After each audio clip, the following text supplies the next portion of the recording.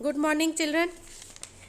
इस वीडियो में हम प्रथमः पाठः नास्ति उद्यम समो बंधु लंग लकार का पुनरावृत्ति है इस चैप्टर में, इसको पढ़ेंगे। पहले हम पाठ का अर्थ समझ लेते हैं। नास्ति, न प्लस अस्ति, न अस्ति नहीं है। उद्यम समूह परिश्रम के समान, बंधु मिस मित्र भाई बंधु। तो इसका जो पाठ का जो अर्थ है वो ये है, परिश्रम के समान कोई बंधु या भाई नहीं है। इसी पाठ में हम परिश्रम के महत्व के बारे में पढ़ेंगे।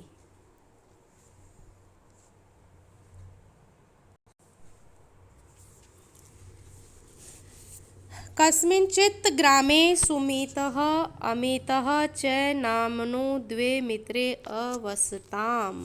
किसी गांव में सुमित और अमित नाम के दो मित्र रहते थे। द्वयो मित्रयो, दोनों मित्रों में सुमित उद्यमी कर्मठः च आसीत्। सुमित परिश्रमी और कर्मशील था। परम तस्य मित्रम अमितः अलसः मंदबुद्धि च आसीत्। लेकिन उसका मित्र अमित आलसी और मंदबुद्धि था। सह कदापि किमपि कार्यम न अकरोत्। वह कभी भी, कदापि मीन्स कभी भी, किमपि कार्य, किमपि कोई भी कार्य न करता था। सह इतस्ततः भ्रमित्वा कालम यापयति स्म। वह इधर उधर घूम कर के इसका कार्य मतलब अपना समय व्यतीत करता था। एक दिन सुमितः तं कृषि कार्याय अकथयत्। सुमित ने तम मीन्स उसको, अमित को कृषि कार्य के लिए, कार्याय में चतुर्थी विभक्ति लगा है, एक वचन, कृषि कार्य के लिए अकथयत् मीन्स कहा। कथ धातु है और अ लग गया तो भूतकाल हो गया। भो मित्र, हे मित्र, त्वम वृथा इतस्ततः भ्रमसि। तुम इधर उधर, त्वम मीन्स तुम, वृथा मीन्स बेकार ही, इतस्ततः मीन्स इधर उधर, भ्रमसि मीन्स घूम रहे हो। मया सह कृषि कार्यम कुरु, मेरे साथ कृषि कार्य करो। आवाम मिलित्वा, हम दोनों मिलकर के, प्रभुतानि मीन्स ढेर सारा, अन्नानि उत्पादयित्वा, अनाज उगा करके, धनिको भविष्यावः, दोनों धनवान बन जाएंगे। आगे देखिए, इसका हिंदी अनुवाद भी मैंने दिया है। अब देखिए, मैं हिंदी अनुवाद दे रही हूँ। परिश्रम के समान कोई भाई या बंधु नहीं है, ये हमारे पाठ का जो न अस्ति उद्यम समूह बंधु है उसका हिंदी अनुवाद है। पाठ का अनुवाद देखिए।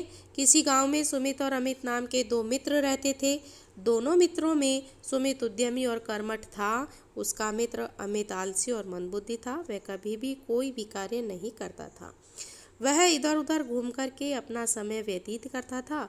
एक दिन सुमित ने उसे कृषि कार्य के लिए कहा, हे मित्र, तुम बेकार ही इधर उधर घूमते हो, मेरे साथ कृषि कार्य करो। हम दोनों मिलकर के ढेर सारा अनाज का उत्पादन करेंगे और धनवान बन जाएंगे। बेटा, ये वाला जो पैराग्राफ है, फर्स्ट पैराग्राफ का हिंदी अनुवाद है। इसको देख करके भी आप अपनी कॉपी में इसको अनुवाद को सही से लिखना है और लॉन्ग कॉपी में लिखना है। अब देखिए, नेक्स्ट पैराग्राफ है। सुमितस्य वार्तां श्रुत्वा अमितः गोधूमस्य सस्यम् उत्पादयितुं तत्परः अभवत्। सुमितस्य शब्द में क्या है? षष्ठी विभक्ति एक वचन, सुमित की। वार्ता में द्वितीय विभक्ति लगी है, वार्ता को। श्रुत्वा मीन सुन करके, श्रु धातु है, कत्वा प्रत्यय है और जिसका अर्थ होता है करके, सुन करके। अमित गोधूमस्य, गेहूं की, षष्ठी विभक्ति एक वचन लगा गोधूमस्य में, गोधूमस्य गेहूं की, सस्याम फसल को, उत्पादयितुम उगाने के लिए, तुमुन प्रत्यय लगा है, उत्पादयितुम में तुमुन प्रत्यय है, उगाने के लिए, तत्पर मीन्स तैयार, अभवत मीन्स हो गया। सुमितः अकथयत्, सुमित ने कहा, भो मित्र, हे मित्र, एषा मीन्स यह है, कालः मीन्स समय, कृषि कार्य के लिए। यहाँ कार्याय शब्द में चतुर्थी विभक्ति लगा है, चतुर्थी विभक्ति का एक वचन। क्या है, यह समय कृषि कार्य के लिए उचित है। आगच्छ मीन्स आओ, आवाम मिलित्वा हम दोनों मिल करके निज क्षेत्राणि कर्षाव अपने खेतों को जोतती हैं। अमितः क्षेत्राणि कर्षितुं सज्ज न अभवत् अकथयत् च।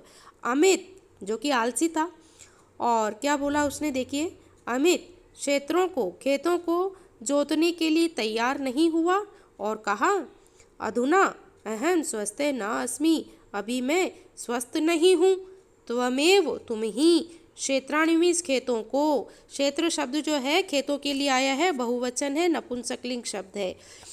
क्षेत्राणि खेतों को कर्षितुम जोतने के लिए, कर्षितुम में तुमुन प्रत्यय लगा है, जोतने के लिए, गच्छ मीन्स जाओ। क्या कहा अमित ने, मैं अभी स्वस्थ नहीं हूँ, तुम ही खेतों को जोतने के लिए जाओ।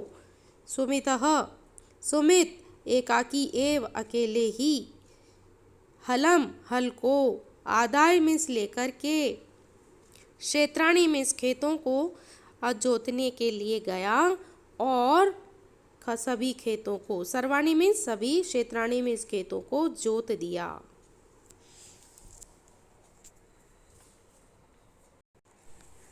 हाँ, अब देखिए सेकंड पैराग्राफ का हिंदी अनुवाद में रीड कर रही हूँ थोड़ा सा।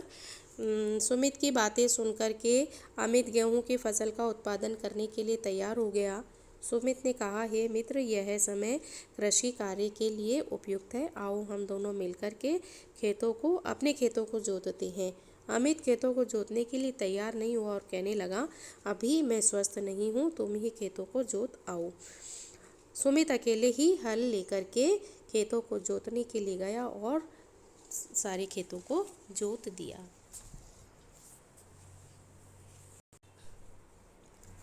अब चिल्ड्रन देखिए, थर्ड पैराग्राफ है।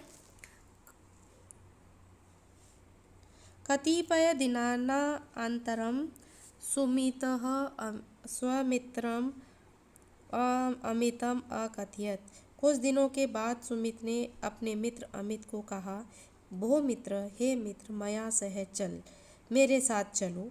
आवाम क्षेत्रे गोधूमस्य बीजानि वपाव, हम दोनों खेतों में गेहूं के बीज बोते हैं। अमितः आलस्येन अवदत्, अमित ने आलस्य से कहा। आलस्येन में तृतीय विभक्ति का एक वचन लगा है। अमित ने आलस से कहा, आलस पूर्वक कहा, तुम चलो। अहम कश्चिन कालांतरम आगस्यामि, मैं कुछ समय बाद, आगस्यामि मीन्स आऊँगा।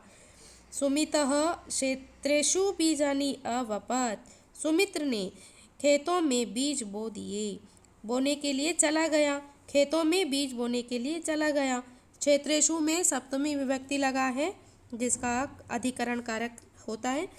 अमितः च, और अमित, गृहम आगत्य अस्वपत्, और आकर के, घर आकर के सो गया। आगत्य में आ उपसर्ग है, गम धातु है और लयप प्रत्यय है, तो क्या है, अमितः च गृहम आगत्य अस्वपत्, अमित घर आकर के सो गया।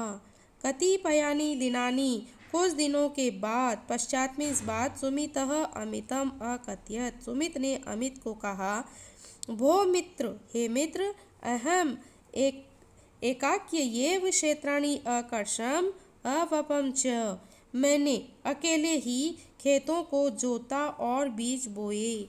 अधुना त्वम मया सह चल, अब तुम मेरे साथ चलो।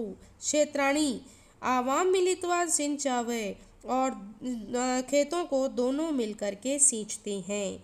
सह अलसः स्वमित्रम वार्ताम श्रुत्वा, वह आलसी अपने मित्र की बात को सुनकर के, श्रुत्वा में श्रु धातु है, कत्वा प्रत्यय है जिसका अर्थ होता है सुनकर के, स्वरुग्णताया, अपने आप को बीमारी का कारणम कथयित्वा अकथयन, अपने आप की बीमारी का, स्वयं को बीमार का कारण कह करके कहने लगा कि अधुना अहं ज्वरेण ग्रस्तो अस्मि, अब मैं किससे पीड़ित हूँ, ज्वर से पीड़ित हूँ। ज्वर का अर्थ होता है बुखार।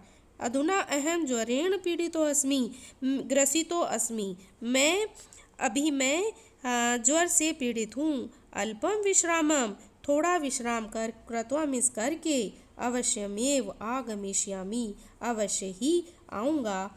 सुमितः एकाकी एव जलेन क्षेत्राणि असिंचत। और सुमित ने क्या किया? एकाकी मीन्स अकेले, एव मीन्स ही, जलेन मीन्स जल से, तृतीया विभक्ति है जलेन, क्षेत्राणि खेतों को, असिंचत मीन्स सींच दिया।